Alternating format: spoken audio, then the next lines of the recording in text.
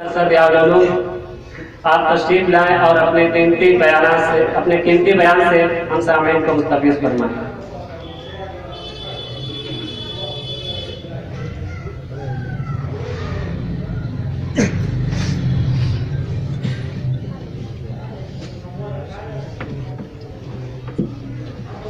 बिस्मिल्लाहिर्रहमानिर्रहीम।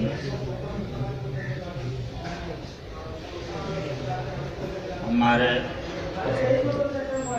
चाहते और महकते नौनिहाल और तालीम याफ्ता हज़रात और खुद अपने भतीजे मैं मौलवी अदनान साहब का शुक्रगुजार हूँ कि अल्हम्दुलिल्लाह आपने एक बहुत बड़ी अंजुमन सजाई है, जिस अंजुमन के गुलदस्ते में मैं देख रहा हूँ बहुत से नौनिहाल चाहते और महकते फूल की तरह आ रहे हैं, मेरे सामने हैं। मैं आज जश्न यौम जमहूरिया के मौके पर आप लोगों के बीच आकर एक खुशी महसूस कर रहा हूँ कि आपने इल्म के तहसील से मुतल्लिक और इल्म की तरक्की से मुतल्लिक आपने एक बज़्म और अंजुमन सजा रखी है। आज मौके की नज़ाकत से ये बहुत अच्छी बात है। मैं आप सभी कारकुनान से वेलफेयर मारूफी एजुकेशनल के सभी कारकुनान का मैं शुक्रगुजार हूँ कि आपने एक बहुत बड़ा मंसूबा बनाया है, जिसके तहत आपने तालीम व ताल्लुम बिलखुसूस इंग्लिश बोलने, लिखने, पढ़ने, उसमें होशियारी और तरक्की करने की बात कही गई है।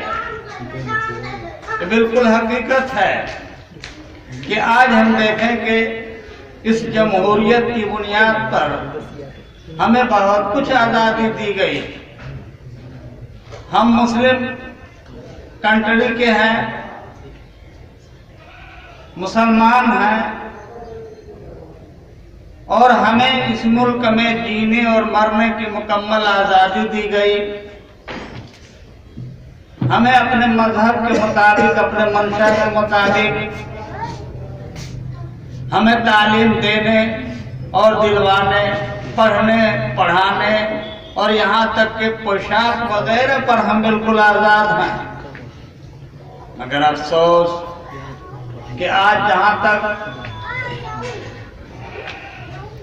70 बरस के बाद भी हम उस पहलू तक नहीं पहुँच पाए हैं जो हमारे बुजुर्गों ने ख्वाब देखा था। हालांकि आज से 70 बरस पहले अमीरुल हिंद हज़रत मौलाना अबुल कलाम आज़ाद रहमतुल्लाह अलैह ने अपने लड़ाई के ज़माने में हमेशा ये बात कही कि हमें दुश्मन से मुकाबला करने के लिए हमें दुश्मन की जुबान जाननी जरूरी होगी। मौलाना अबुल कलाम आज़ाद ने इस पर हमेशा जोर दिया और बिरादरान वतन को भी ललकारा कि हिंदुस्तान में रह कर गुलामी से निजात हासिल करना है तो हमें जालिमों की जुबान सीखनी होगी, उनके जुबान में उनकी बात का जवाब देना होगा और अपनी बेकसी को उनके सामने जाहिर करना होगा। आज मौलाना अबुल कलाम आज़ाद नहीं रहे, उन जियाले और मतवाले नहीं रहे जिन्होंने अपने सीनों पर गोलियां खा करके, फांसी के फंदे पर लटक करके इस भारत की जमीन को सींचा और खून से लालाजार किया। आज वो नहीं समझ पा रहे थे कि आने वाली हमारी औलाद से सख्त करके जिंदगी गुजारे। मगर वक्त आते हैं, हालात आते हैं, उससे मायूस नहीं होना चाहिए। हालात से लड़ना, वक्त के तकाज़े को, नज़ाकत को समझते हुए अपने कदम को आगे बढ़ना, ये हमारे असलाफ ने सिखाया। एक जमाना था कि मुहद्दिस हिंद शाह वलीउल्लाह साहब दहलवी रहमतुल्लाह अलैह के इंतकाल के बाद उनके बेटे शाह अब्दुल अजीज मुहद्दिस देलवी रहमतुल्लाह अलैह ने तन्हा बेड़ा उठाया। जब अंग्रेज ने कहा था ये मिल्कियत और मुल्क हमारा, हुकूमत हमारी होगी, अब किसी की बस नहीं चलेगी, तो मौलाना ने तन्हा ऐलान किया था कि बस अब हम गुलाम हो गए, अब जिहाद की जरूरत। हम अकेले ही चले थे, कारवां बनता गया। तो मेरी बात तो लंबी हो रही है, मुझको खिताब करने के लिए कहा गया, मगर हमारे नौजवान समझते होंगे कि तालीम की जो पेज से ये बहुत दूर है, क्योंकि इंग्लिश जानते नहीं, एजुकेशनल का नहीं जानते, वेलफेयर नहीं जानते। तो हमारे नौजवान समझते होंगे कि आए हैं मुद्दे चढ़ी लेकर के, कुछ बताते नहीं इसके मुतल्लिक। तो मेरे नौजवानों, कौम के मुस्तकबिल हो, हम बताएं ना बताएं, कौम का मुस्तकबिल हो। हर कौम का मुस्तकबिल उसका जवान होता है, और जवान अनपढ़ है तो समझ जाओ कि वो खाई में है, घाटे में है। अगर जवान पढ़ा लिखा है तो उसकी पढ़ाई लिखाई चोरी नहीं हो सकती, तुम्हारा हुनर छीना नहीं जा सकता। आज हमारे बहुत से बच्चे मायूस होकर के पढ़ाई छोड़ देते हैं, कहते कोई नौकरी मिलने वाली है।